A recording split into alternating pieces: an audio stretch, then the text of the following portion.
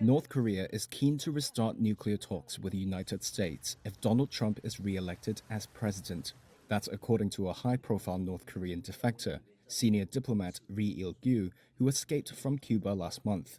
In an exclusive interview with Reuters in Seoul, his first sit-down talk with international media, Ri said Pyongyang's working on a new negotiating strategy with the aim of lifting sanctions on its weapons programs, removing its designation as a state sponsor of terrorism, and eliciting economic aid.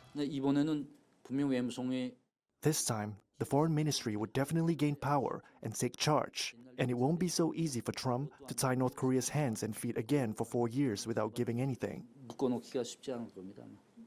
Ri's comments signal a potential 180 turn from Pyongyang. In recent statements, the North has said it could ditch the possibility of dialogue with the US and warned of armed confrontation. A 2019 summit between North Korean leader Kim Jong-un and then-President Trump in Vietnam collapsed over sanctions, for which Ri partly blamed Kim's decision to entrust what he called inexperienced and clueless military commanders with nuclear diplomacy. Kim Jong-un doesn't know much about international relations and diplomacy, which means he is not good at making strategic judgments. Meanwhile, Ri said North Korea received help with its missile technology and economy by forging closer ties with Russia. But he says the bigger gain could be to block additional sanctions and undercut existing ones, raising Pyongyang's bargaining power against Washington. According to Ri, the COVID-19 lockdown deepened hardships at home and for those stationed overseas. Financial troubles also forced North Korea to shut down a dozen of its 54 diplomatic missions. As I recall, there were talks about reopening around April or May 2023. From that time, these kinds of messages started to leak out.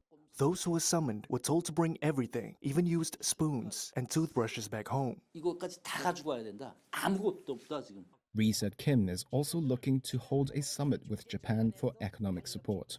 In return, it'll offer concessions on the issue of Japanese nationals abducted by North Korea in the 1970s and 80s. Tokyo believes North Korea abducted 17 of its citizens, 5 of whom returned to Japan in 2002, but Tokyo suspects hundreds more may have been taken. Ri is the most senior diplomat to defect to the South since 2016. He says his job at the embassy in Cuba was to impede the launch of diplomatic relations between South Korea and Cuba, a Cold War-era ally of North Korea. He now says the South's diplomatic success with Cuba is the best thing South Korea had done since last year, and a model example of how the tides of history have turned. Ri said he had imagined a life in South Korea since his childhood, but he cemented his decision to leave the reclusive North after Pyongyang refused his request to get medical treatment in Mexico at his own expense for a ruptured disc in his neck. That blew up all the resentment I had been harboring towards the North Korean regime.